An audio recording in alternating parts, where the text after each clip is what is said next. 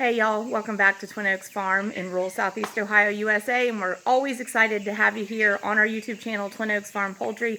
We are actually following the progress of a flock of chickens that are being raised specifically to produce poultry. So they are 2 weeks old today. We're in the barn with them, and this is a great opportunity to get a look at a flock that's very comfortable.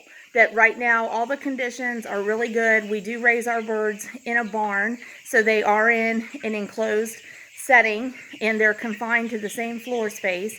We like to be able to put our chickens outside, but where we live there's a lot of rolling hills and we don't have a lot of flat land to do a safe confinement for them, and we have to always be very mindful and wary of predators. We do have bobcats, and just here at our little place, we back up to woods and a creek, and we're surrounded by farm fields, and we actually spot bobcats on our property around our buildings for the chickens. We've got an egg production flock, and we've got this area for meat productions, and in fact, in the last week, we've spotted a bobcat twice. So that's a very real threat. Also, predators from the sky, such as hawks, require that really keeping chickens safe, they have some kind of protection over top of them. So for us, the solution has been to raise them in a barn. We've actually built this barn specifically for them, and we can open up all four sides of it and make it kind of an open air feeling. But you know, temperatures are always fluctuating, and the birds actually have a very specific temperature range and even lighting range, that light level that they want to be living in. So it's very challenging to manage the lighting level and the temperature range and keep them comfortable and happy. But this is a great opportunity to see them when they're really comfortable, and you get to see a little bit of that activity. So gonna turn the camera around and just get a look at a 2-week-old flock of chickens being raised specifically for meat production. And of course, we always want to remind people that real chicken, real good chicken that we eat, really comes from real chickens. And we want to continue to encourage people to source the chicken that you actually eat from poultry farms, from real chickens raised in real flocks.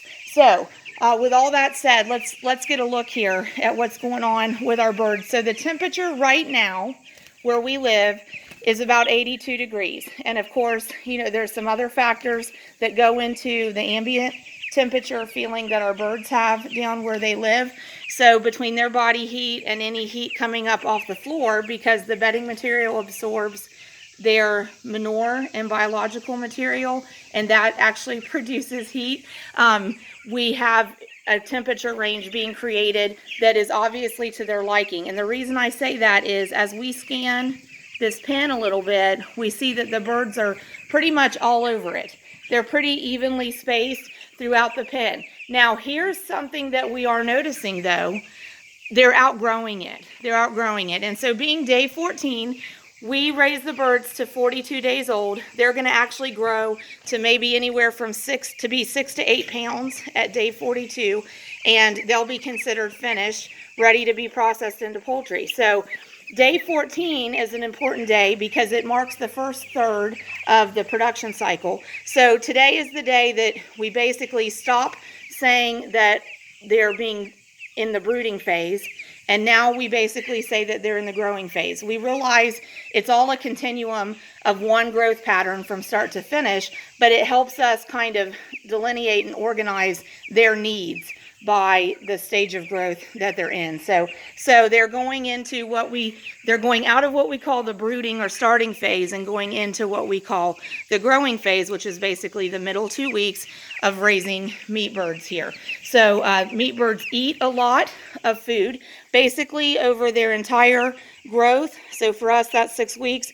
We can anticipate that each of these birds will have consumed 10 pounds of feed in that 6-week duration to grow them out to be ready for poultry. They also drink a lot of water. Right now we only have 15 gallons of water in the brooder pen at one time, but we always expect to refill that at least once a day and see the birds consuming between 25 and 30 gallons of water daily. And that is for this pen of 303 Cornish rock cross meat chickens. We are starting to be able to tell which ones are males, which ones are females. I call the females poults, I call the males roos. And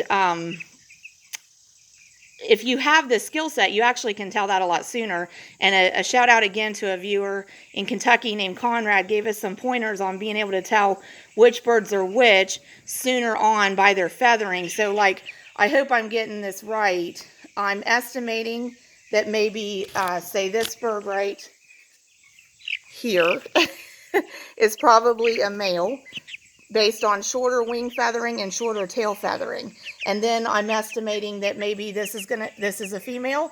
We're seeing longer feathering at the wings and longer feathering at the tail. So we're gonna have to practice that skill set. I hope we're getting that right. But then as the birds develop more in the comb here at the front of the beak, and the wattles will develop under the beak, that's when we here have a skill set of being able to figure out which are females and which are males. And the reason we have a flock of both mixed poults and roos is because we order them what we call straight run in the chicken industry. And straight run means we take the flock as hatched. So there can be guys in it and there can be girls in it. So do want to mention, so this brooder pen in here, which now we're going to start saying that we're growing the birds, and it actually coincides with we are going to be giving the birds more room.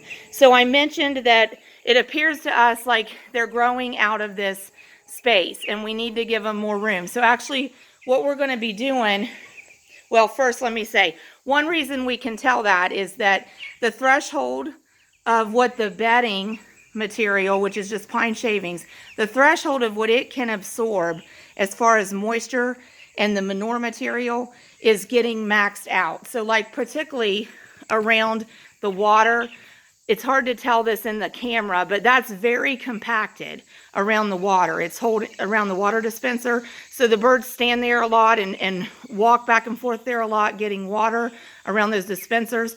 And they actually manure when they're up doing those things like eating and getting water. So they've compacted that bedding a lot. So it's basically absorbed all of the moisture it's going to absorb, and it's putting off heat. So we know that's one indicator that they've maxed out the space. Also, just looking at them, when they evenly spread out, they kind of carpet that whole brooder floor space. So we know they need more room. So we're going to actually take away, these are really just poultry livestock crates that we made a temporary wall with.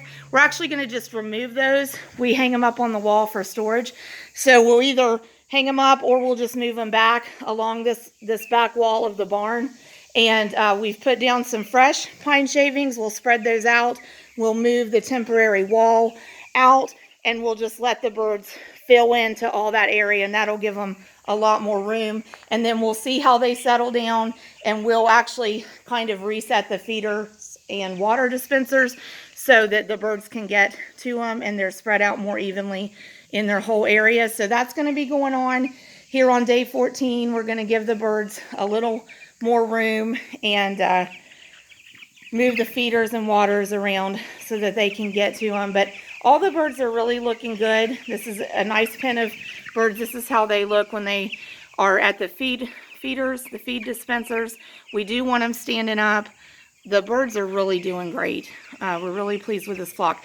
We are going to put feed in the feeders right away because, as you're seeing and as we're saying, they're still in a comfortable temperature range here, and they're quite active. They're willing to get up and move around. So we want to add feed in at that time, and then if they get hot as the day goes on, they can rest. Now I also sometimes want to show you, we do want to see that the birds are eating regularly, and you can actually tell that in a chicken. Down here in the front of it, they have a part of anatomy internally called the crop, and when they eat, that crop fills in, and you can actually see when that happens, you can see a bulge in the front of the chicken where that food is being temporarily stored in the crop so that it can work through the digestive process. So that's how we monitor if the chickens are taking in food. In addition to how much food is leaving the feeders, we watch for, are their crops filling regularly throughout the day as the day goes on. So we're going to wrap it up for now. Thanks for joining us at Twin Oaks Farm Poultry. We really appreciate y'all. Please subscribe.